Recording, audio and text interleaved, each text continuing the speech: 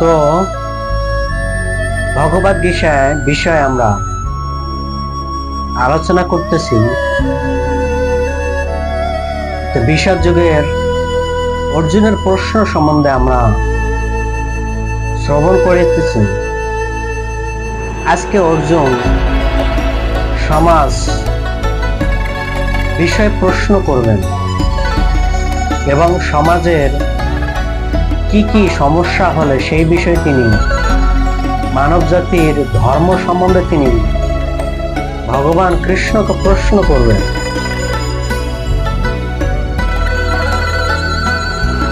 আজকে হচ্ছে 40 নম্বর শ্লোক। আমরা 40 নম্বর শ্লোক আলোচনা করব। চলুন 40 নম্বর শ্লোকে কি বলা আছে সেটা আমরা শ্রবণ করি। অধর্ম হবিভাবাৎ কৃষ্ণ প্রসাদন্তে কুলো স্ত্রিয়াম স্ত্রাসু দিষ্টাসু বার্ষ জয় বর্ণ শঙ্কর। এখানে অর্জুন প্রশ্ন করলেন, হে কৃষ্ণ, কুলের অধর্ম প্রবুদুভাব হলে কুলবধূগণ কুলুষিত হয়ে পড়ে এবং হে বার্ষ কুল স্ত্রীগণ অসৎ চরিত্র হলে অবাঞ্ছিত প্রজা উৎপন্ন হয়। এখানে অর্জুন যে প্রশ্ন করেছেন এটা হচ্ছে ধর্মর গুরুতত্ত্ব বিষয়। মানব জাতির ভালো জনগণ হচ্ছে জীবনের শান্তি, সুখ, সমৃদ্ধি, পারমার্থিক প্রগতির মূল ভিত্তি। যদি এই জনগণের সমৃদ্ধি বৃদ্ধি করতে হয়, তাকে পারমার্থিক জীবন উন্নতি হওয়া প্রয়োজন। এখানে অর্জুন বলছেন যে কৃষ্ণ অধর্মে কুলে অধর্মে প্রভু ভাব হলে, অর্থাৎ যে গৃহে ধর্ম যাপন হয় না সেই গৃহটাই হচ্ছে কি বেবিচার। আর এখানে বলছেন হে বার্ষ কুল স্ত্রীগণ অসৎ চরিত্র অবাঞ্ছিত প্রজা উৎপন্ন হয়। আমরা দেখতে পারি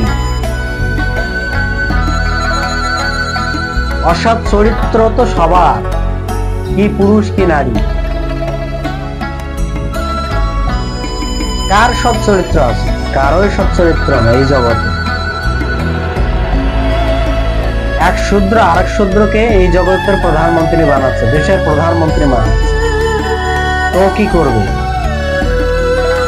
ও ভালো কিছু করতে পারে? কখনো পারে। আর এই পৃথিবীতে যারা সৎ থাকবে তারা কখনো ভালো কিছু জীবনে উন্নতি করতে পারবে না। এমনকি জীবনে সে এই জগতে কোনো কিছু সে ভোগ করতে পারবে না। কারণ এখানে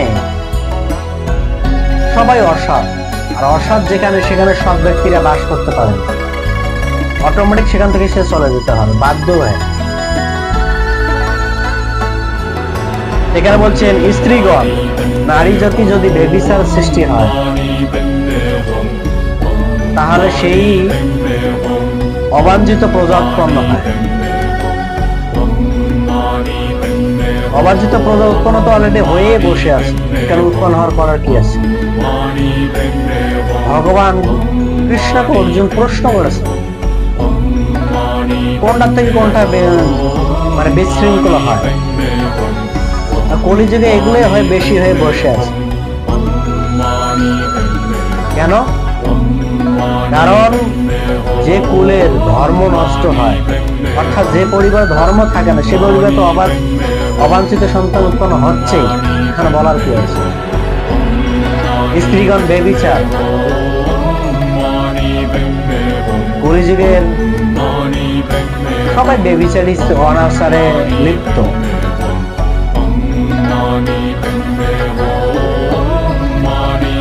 ভাগবতমে বলা আছে যে এই জগতের রমণীরা তাদের দেহকে কচু শাকের মতো বিক্রি করবে।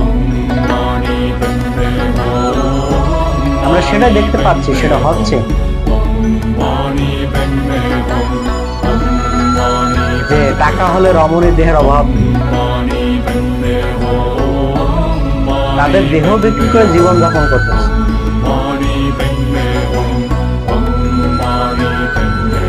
এটা হচ্ছে কি ব্যভিচার। অব্যভিচারের সৃষ্টি হলে কি হবে? ব্যভিচার প্রজা কি অবাঞ্ছিত প্রজা উৎপন্ন হবে।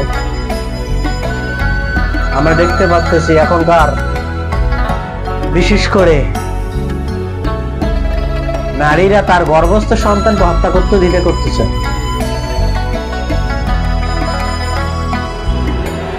কারণ যেখানে অবাঞ্ছিত প্রজাতি উৎপন্ন হবে, কারণ কোন স্ত্রীগণ অসৎ চরিত্র, যেখানে সৎ চরিত্র নয় সেখানে অসৎ চরিত্র তো এগুলো হবেই। যদি সৎ চরিত্র, সৎ মানসিকতা থাকে, তাহলে সেই স্ত্রী তার লজ্জা ভূষণ সবকিছু থাকে। যেহেতু তার চরিত্রটা অসৎ, সেখানে অবাঞ্ছিত প্রজা উৎপন্ন হবে, এটা সবাই আশা করে। বিশেষ করে কলিযুগে তো এটা অ্যাভেলেবল। ভগবান কৃষ্ণকে অর্জুন সেই 5,000 বছর আগেই প্রশ্ন করেছেন। সেই প্রশ্ন 5,000 বছর আগে করেছেন, এখন সেই প্রশ্ন খাটতেছে, এখন সেই প্রশ্নের সাথে বর্তমান সমাজের মিল হচ্ছে। কেননা যেখানে ধর্ম, এর প্রবাদ বলছে যে মানব সমাজের ভালো জনগণের জীবনে শান্তি সমৃদ্ধির একমাত্র প্রগতি হচ্ছে পারমার্থিক জীবন। যদি পারমার্থিক জীবনে সে জীবন যাপন করে, তাহলে সে সৎ চরিত্রতা কিছুটা হলে সে ধরে রাখবে। কারণ ধর্মই তাকে সেই পথে যেতে বাধা প্রদান করে। ভগবান এখানে বলছেন যে নারী সতীত্ব সত্যনিষ্ঠার উপর শিশুদের মধ্যে বিপদগামী হওয়া ভীষণ প্রবণতা দেখা যায়। আমরা দেখতে পারি যদি নারীরা তাদের লজ্জাভূষণ পরিত্যাগ করে, তাহলে সেখানে সন্তান কি করে ভালো বুদ্ধি সম্পন্ন হতে পারে? কখনোই সম্ভব নয়। চাণক্য পণ্ডিত সে কথাই বলছেন। চাণক্য পণ্ডিত তার নীতিশাস্ত্র গ্রন্থে বলা হয়েছে যে পরিবারে 3 জন শত্রু আছে। এক হচ্ছে যে পিতা ঋণগ্রস্ত, 2 হচ্ছে যে সন্তান কে মদ খায়, আর 3 হচ্ছে সুন্দরী পুত্রবধূ বা সুন্দরী মা। এই 3 জন হচ্ছে পরিবারের শত্রু। কারণ এরা পরিবারকে ধ্বংস করতে দ্বিধা করে না, আর এদের মাধ্যমে হবেই স্বাভাবিক। কারণ সে জীবনে কোনো কিছু ভালো ধরে রাখতে পারবে না। সৎ চরিত্র কখন উপলব্ধি হতে পারে? যখন সে ধর্মের পথে প্রবেশ করবে, তখন তার হৃদয়ের সৎ চরিত্রতা প্রবেশ করবে। আর যখন মানুষ সৎ চরিত্রে প্রবেশ করবে, তখন সে কি করবে? তার দায়িত্ব জ্ঞান থাকবে। এখনকার বেবিচারে তো সবাই দায়িত্ব জ্ঞানহীন মানুষ। হতে পারে এই জগতের বড় বড় শিক্ষিত, কিন্তু সেই শিক্ষিত হলে কি হবে? তাদের আচরণ হচ্ছে মূর্খের থেকেও খারাপ।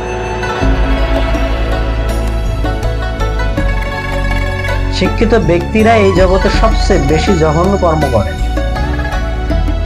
জড়বিদ্যা কখনো মানুষকে ভালো পথ প্রদর্শন করতে পারে। এই জগতে সে ভোগ করার জন্য প্রয়াস করতে পারে, কিন্তু সে জীবনে ভালো কিছু করতে পারবে না, বরং সেই বিদ্যার অহংকারে সে অসৎ কর্মে আরো বেশি করে লিপ্ত হবে। এই জন্য তার পারমার্থিক জ্ঞান থাকা প্রয়োজন।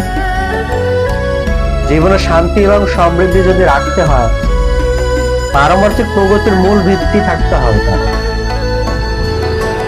ধর্ম করতে হবে তার, তাহলে তার জীবনে প্রগতি সমৃদ্ধি লাভ হবে। আজকের আলোচনা সেটাই অর্জুন বলছেন যে কুল স্ত্রীগণ অসৎ চরিত্র অবাঞ্ছিত প্রজা উৎপন্ন হয়। অর্জুন এভাবে প্রশ্ন করবেন, আরো অনেক কঠিন কঠিন প্রশ্ন করবেন, যেগুলা শুনে ভগবান কিছু বলবেন না, কিন্তু তিনি দ্বিতীয় অধ্যায়ে যে অর্জুনকে প্রশ্নের সম্পূর্ণ উত্তর দেবেন। যে প্রশ্ন করেছেন অর্জুন সেগুলি এখন বর্তমান কলিযুগে অ্যাভেলেবল হচ্ছে। এখনো তো কিছু অংশ বাকি আছে ধর্মে, আরো ভয়ানক সামনে আইতেছে, যেখানে আরো অবাধ অসৎ চরিত্র বাস হবে, যেখানে মানুষ যার চরিত্র সৎ নেই সে কখনো তার দেহ থেকে শান্তি পায় না। যে ব্যক্তি সৎ চরিত্রবান সে এই জগতে শান্তি থাকতে পারে। যে ব্যক্তির চরিত্র সৎ থাকে তার মানসিকতা শান্তি থাকে, সমৃদ্ধি থাকে। যে সৎ না সে কখনোই এই জগতে সে সুখ পাবে না, আরো সে জঘন্যতম পাপ করতেও দ্বিধা করবে। নারীরা যদি তার লজ্জাভূষণ সবকিছুই তো অলরেডি হেরেই ফেলেছে। আমরা দেখতে পারি সব জায়গায় তাদের দেহকে একদম বস্ত্রহীন হয়ে দেখাচ্ছে, লজ্জাশরম সবকিছু শেষ হয়ে গেছে কলিযুগে। এই হচ্ছে কলিযুগের অবস্থা। আরো কঠিন কর্ম প্রবৃত্তি হচ্ছে মানুষ।